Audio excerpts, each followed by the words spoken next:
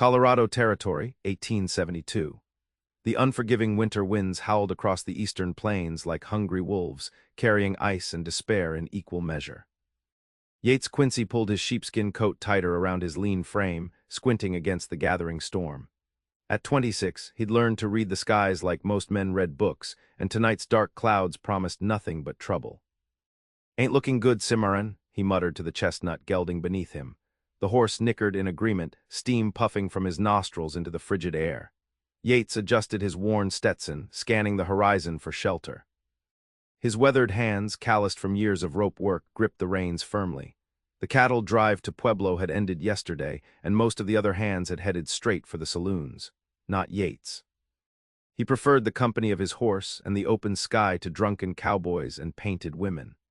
A man stands taller when he stands alone, his father had taught him before a Comanche raid had left Yates orphaned at 16. 10 years later, that lesson remained his North Star. The frontier demanded self-reliance. Attachments were dangerous. They made you vulnerable, weak. He'd seen too many good men distracted by a pretty face, only to end up with arrows in their backs or bullets in their hearts. Tomorrow would bring another job, another trail, another paycheck to add to his savings. Someday he'd have enough for his own spread, where a man could live by his own rules without answering to anyone. That was all he wanted, or all he allowed himself to want. The first fat snowflakes began to fall as Yates spotted a thin plume of smoke rising about half a mile to the east. Probably the Henderson Way station, if his bearings were correct. He'd hoped to make Cottonwood Springs by nightfall, but the approaching blizzard changed those plans. "Come on, boy," he urged his horse. "Let's find ourselves some shelter before this storm swallows us whole." As they drew closer, Yates realized this wasn't the way station after all. A lone wagon sat tilted awkwardly on the prairie, one wheel clearly broken. A small campfire struggled against the growing wind, and huddled around it were several figures, a family by the looks of it, stranded in the path of a killing storm. Yates nearly turned away. Other people's troubles weren't his concern. The frontier was littered with the bones of those who lacked the strength or sense to survive, and yet something stopped him. Perhaps it was the smallest figure, clearly a child, or perhaps some fragment of the man he might have been in another life.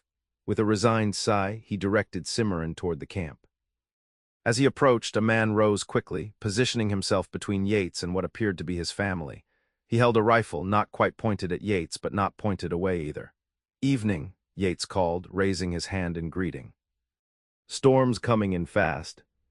The man, middle-aged with a graying beard, nodded cautiously. "That it is." Yates dismounted slowly, keeping his movements deliberate. "Name's Yates Quincy. I was heading to Cottonwood Springs when I spotted your fire." "Martin Sutton," the man replied, relaxing slightly but keeping the rifle ready. "This is my family. We've had some bad luck with the wagon." Behind Martin stood a woman of similar age who must have been his wife, a boy of about 12, a girl perhaps 10, and Yates felt his breath catch.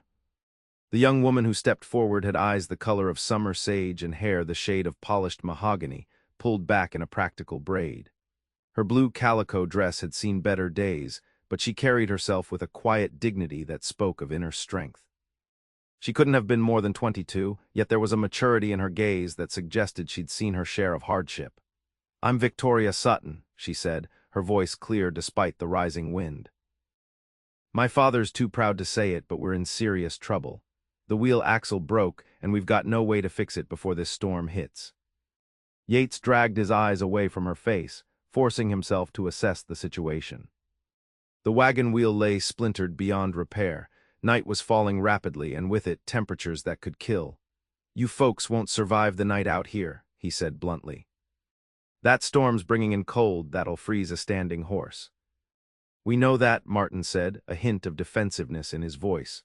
"But we've nowhere else to go. The way station's at least 5 miles back." Yates looked at the frightened children, the worried mother, the proud but desperate father, and finally at Victoria, whose eyes held no pleading, only a clear-eyed assessment of their dire situation. "There's a line shack about 2 miles north of here," he found himself saying. "Used by the Rocking M outfit during roundup. It ain't much, but it's got walls and a roof." "Can we move the wagon?" Martin asked. Yates shook his head. "Not with that broken axle. You'll need to take what you can carry. The rest will have to wait until the storm passes." Victoria immediately began organizing, directing her siblings to gather essential items. Her efficiency impressed Yates despite himself. "The children can ride my horse," he offered. "He'll carry them both." Within 20 minutes they had packed what they could. Mrs. Sutton and the children mounted Cimarron, while Yates, Victoria, and Martin carried what supplies they could manage. The snow was falling heavily now, the wind cutting like knives through their clothing. Yates led them north, fighting the urge to look back at Victoria. Something about her unsettled him in ways he couldn't afford. The frontier had taught him that survival depended on focus, on keeping emotions firmly in check. Yet he found himself acutely aware of her presence just steps behind him. The 2-mile journey felt like 10 in the worsening conditions. By the time the dark outline of the line shack appeared, Yates could barely feel his feet. The modest cabin was exactly as he remembered it, a single room with a stone fireplace, a few bunks built into the wall, and not much else. "Get inside," he ordered, helping Mrs. Sutton and the children down from Cimarron. "I'll see to the horse." The interior of the shack was cold but dry, with a stack of firewood left by the previous occupants. Victoria immediately set about building a fire while her father helped the younger children out of their snow-covered coats. When Yates returned from settling Cimarron in the lean-to behind the shack, the fire was already casting a warm glow throughout the cabin. Victoria handed him a cup of hot coffee produced from their supplies. "Thank you," she said simply. "We'd have died out there." Something in her direct gaze made him uncomfortable. Anyone would have done the same. "No," she replied softly. "They wouldn't have." That night, as the blizzard raged outside, Yates found himself unable to sleep. He sat by the door, watching the fire and occasionally checking to ensure it maintained its warmth. Across the room, the Sutton family slept huddled together for additional warmth, all except Victoria. "You should get some rest," she whispered, sitting down beside him. "I'm fine," he answered. "Used to long nights on watch. Cattle drives." He nodded. "Since I was 17. "Is that all you've ever wanted to do?" she asked. The question caught him off guard. No one had ever asked him about his wants before. "It's honest work," he said after a moment. "Pays enough that someday I might get my own place." "Alone? That's the idea." She studied him with those sage-green eyes. "Sounds lonely." "Alone and lonely ain't the same thing," he replied, more sharply than intended. "Out here attachments are dangerous. People either leave or die. Better to count on yourself." Victoria was quiet for so long that Yates thought she might have fallen asleep sitting up. Finally, she said, "We were heading to my uncle's ranch near Cottonwood Springs. My father was a blacksmith back in Kansas, but the drought took everything. 3 bad years in a row. The frontier breaks most who try to tame it," Yates said. "Or perhaps it forges them into something stronger," she countered. "Like iron in fire." Her words stayed with him long after she finally returned to her family's side to sleep. Outside, the wind screamed its lonesome song, but for the first time in years, Yates felt the isolation of his chosen life like a physical ache. Morning brought clear skies and bitter cold. After a modest breakfast from their supplies, Yates announced his plan. "I'll ride to Cottonwood Springs, bring back help for your wagon." Martin Sutton shook his head. "We can't ask more of you, son. You've done enough." "You didn't ask," Yates replied, "and leaving you folks stranded wouldn't sit right." Victoria's eyes met his across the small cabin. "We're grateful," she said, "but my father's right. You've already risked enough for strangers." Something in her words struck him like a physical blow. Strangers. Yes, that's exactly what they were. Just people he'd happened across, people he'd help on their way before continuing on his own path. Yet the thought of riding away from Victoria Sutton left him feeling strangely hollow. "I gave my word," he said finally. "I'll see you safely to your destination." The ride to Cottonwood Springs took most of the day. By the time Yates returned the following afternoon with a wagon, tools, and 2 men from the livery stable, the Suttons had made the line shack surprisingly comfortable. Victoria had somehow fashioned a stew from their meager supplies that filled the cabin with a mouth-watering aroma. "You're just in time," she said, smiling as he entered. That smile hit Yates like a physical blow. He'd spent the entire ride back rehearsing his departure once the wagon was fixed. A clean break was best for everyone. yet that simple curve of her lips scattered his resolve like autumn leaves in a strong wind. It took the better part of the next day to retrieve the Sutton's wagon, repair the axle, and transfer their belongings. Throughout the work, Yates found his eyes continually drawn to Victoria as she efficiently organized their supplies and kept her siblings occupied. Her practicality and lack of complaint impressed him as much as her quiet beauty. By late afternoon, they were ready to continue their journey to Cottonwood Springs and her uncle's ranch. The moment of parting arrived, and Yates found himself uncharacteristically hesitant. Martin Sutton approached, hand extended. "We owe you our lives, Mr. Quincy. I won't forget it." Yates shook the man's hand. "Just did what needed doing, sir." Mrs. Sutton insisted on giving him a package of food for his journey, and the children thanked him with shy smiles. Then Victoria stepped forward, her eyes meeting his directly. "Will you at least ride with us to my uncle's ranch?" she asked. "It's only another day's journey, and it would give us a chance to repay some of your kindness with a proper meal and bed." Every instinct honed by years of solitary survival screamed at him to decline, to tip his hat and ride away before whatever was building in his chest took stronger hold. Instead, he heard himself say, "I suppose one more day wouldn't hurt." Her uncle's ranch, the Lazy S, turned out to be a respectable operation some 15 miles outside Cottonwood Springs. Samuel Sutton, a burly man with the same mahogany hair as Victoria, though liberally streaked with gray, welcomed his brother's family with open arms. "And you must be the young man who saved them," he said, pumping Yates' hand vigorously. "You'll stay for supper at least." Supper turned into an invitation to stay the night, which somehow extended to breakfast. Before Yates quite understood how it happened, Samuel was offering him work. "Could use another good hand around here," the rancher said over morning coffee. "Especially one with cattle drive experience. Winter's a slower time, but come spring, we'll be busy enough."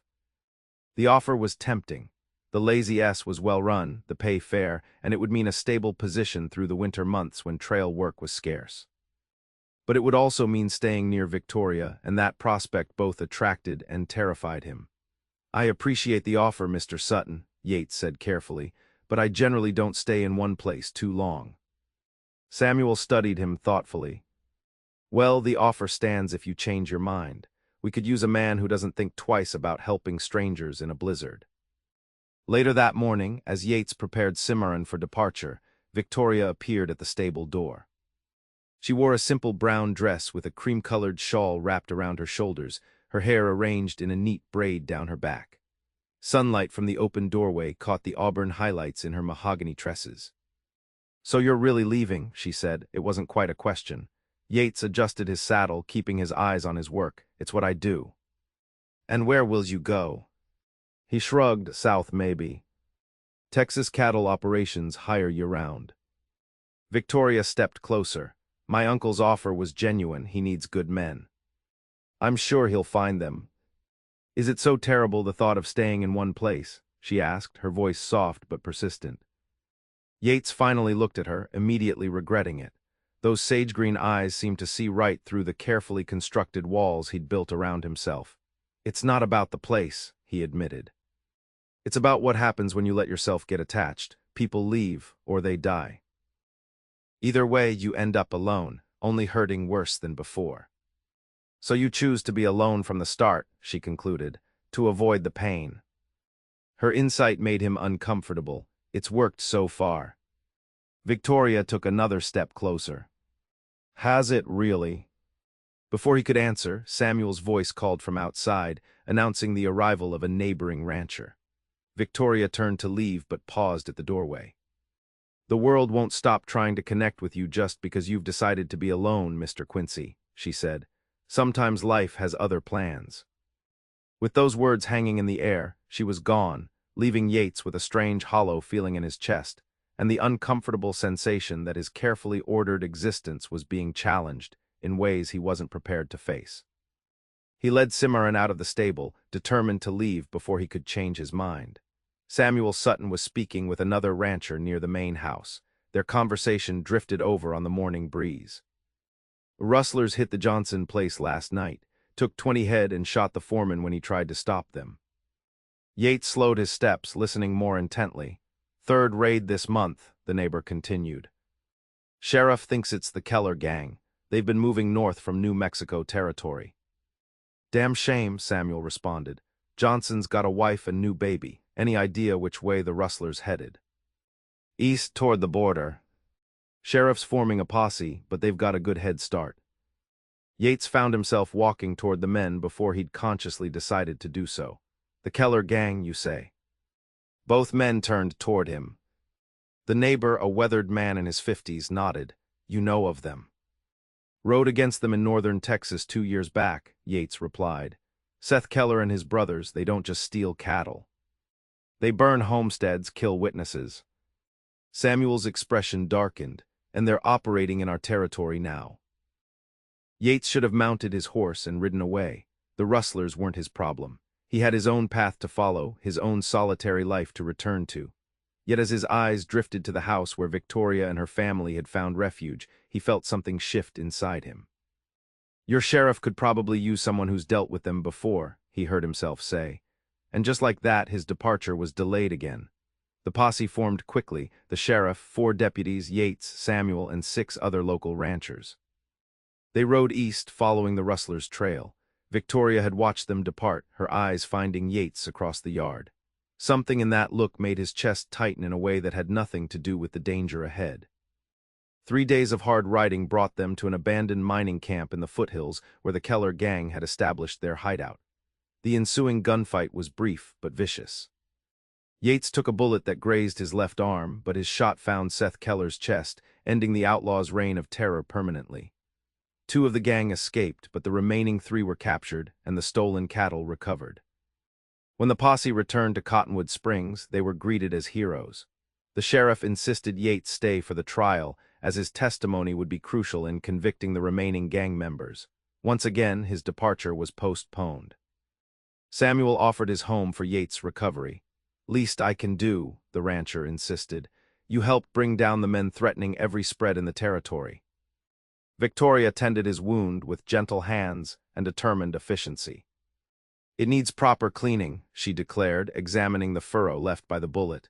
You're fortunate it didn't hit the bone. I've had worse, he said, trying to ignore the warmth of her touch. That doesn't make this less serious. Her eyes met his, challenging. Or are you too stubborn to admit when you need help? The question hung between them, laden with meaning beyond his physical injury. Maybe I am, he conceded quietly, her hands stilled on his arm. At least you're honest about it. That's a start. Over the next 2 weeks, Yates found himself drawn deeper into the routine of the Lazy S Ranch. He helped with daily chores despite Samuel's insistence that he rest. He taught Victoria's younger brother, William, how to properly throw a lasso. He found himself lingering over evening meals, enjoying the family's easy conversation, and always there was Victoria. Her quiet strength, her practical intelligence, her unexpected flashes of humor. The way she managed her younger siblings with patience and love. The grace with which she stepped into the role of woman of the house, helping her aunt with the endless tasks of running a ranch home. One evening, finding the house too warm and his thoughts too tangled, Yates stepped outside to clear his head. The night air carried the first hint of spring, though winter still held the land firmly in its grip. Couldn't sleep either. He turned to find Victoria joining him on the porch, a shawl pulled tightly around her shoulders against the chill. The moonlight silvered her features, making her appear almost ethereal. Just needed some air, he replied. She moved to stand beside him at the railing. The trial's in 3 days. Yes, the statement of fact hung between them like an unspoken question. And after that, she asked softly, will you continue south to Texas? Yates stared out at the darkened landscape. That was the plan. Plans change. He turned to look at her then. At 22, Victoria Sutton possessed a certainty about life that both attracted and terrified him. She saw the world not just as it was, but as it could be. Victoria, he began, then faltered, unsure what he wanted to say. I'm not asking you to stay, she said, her eyes meeting his directly. I wouldn't presume to make that choice for you. But I am asking you to be honest with yourself, if not with me. About what? About whether you're running towards something or away from something. Her voice was gentle but unwavering. Because from where I stand, it seems like the latter. Her words pierced him more deeply than the bullet that had grazed his arm. For years, he'd told himself his solitary existence was a choice, the sensible path for a man in the dangerous West. But faced with Victoria's simple insight, the truth emerged like a splinter working its way to the surface. He was afraid. Afraid of caring, afraid of loss, afraid of the vulnerability that came with connection. Before he could formulate a response, she continued, "My mother died when I was 14. Influenza. I watched my father nearly break from the loss. For almost a year, he barely spoke, barely ate. William and Mary were so young, 5 and 3. I had to become the woman of the house overnight." She paused, her gaze drifting to the stars. "I could have decided then that love wasn't worth the pain. That would have been the safer choice. But I saw something you haven't yet." "What's that?" he asked, his voice rough with emotion he rarely allowed himself to feel. "That grief is just love with nowhere to go." Her eyes returned to his face. "And the only thing worse than feeling that grief is never having the love that causes it." The trial proceeded as expected. Yates' testimony helped secure convictions for the captured rustlers. Afterward, the sheriff offered him a deputy's badge. "Could use a man with your skills and integrity," he said. "Position comes with a decent salary and a room above the jailhouse." It was a generous offer, steady work, respect, a place in the community. Yet as Yates considered it, he realized it wasn't what he wanted. Not anymore. The night after the trial, he asked Samuel to speak with him privately. The older man listened intently as Yates explained his thoughts, his plans, his hopes. When he finished, Samuel smiled broadly.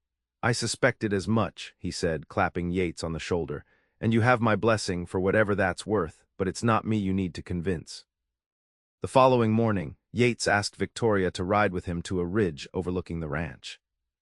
The early spring sunshine bathed the landscape in golden light, the first hints of green beginning to emerge from the winter-brown prairie. "It's beautiful," she said as they dismounted. "I can see why my uncle chose this land." Yates took a deep breath, gathering his courage. "I've been thinking about your words, about running away versus running towards something." She turned to face him, her expression carefully neutral. "And you were right, I've been running away from connection, from possibility, from the chance of loss." He took a step closer to her. "But I'm tired of running." Hope flickered in her eyes, but she remained silent, waiting for him to continue. "I spoke with your uncle last night. There's a parcel of land adjoining the Lazy S, good water, good grazing. He's willing to sell it to me. I've saved enough over the years for a decent start." He paused, his heart hammering in his chest. "But I don't want to build something alone anymore." Victoria's breath caught visibly. "What are you saying, Yates?" "I'm saying that meeting you and your family showed me something I've been denying for years. That the frontier doesn't have to be faced alone, that perhaps we're stronger together than apart." He reached for her hand tentatively. "I'm saying I love you, Victoria Sutton. And if you'll have me, I want to build a life with you." For one terrible moment she was silent, and Yates feared he'd misread everything. Then tears welled in her sage-green eyes, and a smile brighter than the morning sun spread across her face. "I never expected this," she whispered. "When our wagon broke down in that storm, I thought it was the worst luck imaginable. Instead, it led me to you." "Is that a yes?" he asked, hardly daring to hope. She answered by stepping forward and placing her hand against his cheek. "It's a yes, Yates Quincy. 1,000 times yes." Their wedding was held that June, a joyful celebration that brought together the entire community. The small ranch house Yates built on their land wasn't grand, but to him it was a palace, because Victoria filled it with warmth and life. Over the years their herd grew, as did their family. First came Elizabeth with her father's blue eyes and her mother's determination. Then Thomas, who inherited Yates' skill with horses. And finally little Sarah, whose laughter could chase away the darkest clouds. There were hard times, droughts, harsh winters, market downturns. But unlike the solitary struggles of his past, Yates faced each challenge with Victoria beside him, their strength multiplied rather than divided by their union. On their 10th anniversary, as they sat on the porch of their now expanded home watching their children play in the yard, Victoria leaned against his shoulder. "Any regrets?" she asked softly. "About giving up your wandering ways?" Yates looked at the life they'd built together, the thriving ranch, the children who carried their best qualities forward, the love that had only deepened with each passing year. "Not one," he answered truthfully. I thought I wanted freedom. Turns out what I really wanted was home. Victoria smiled up at him. The same sage-green eyes that had captured his heart all those years ago, now lined with the gentle markers of a decade of laughter and occasional tears. It's funny, she mused. Most people think love is about finding, but sometimes it's about being found when you didn't even know you were lost. As the sunset painted the Colorado sky in shades of gold and crimson, Yates Quincy, once the most solitary of cowboys, held his wife close and silently thanked the broken wagon wheel and blizzard that had led him to the greatest treasure of all. A love he never expected, but one that had saved him nonetheless.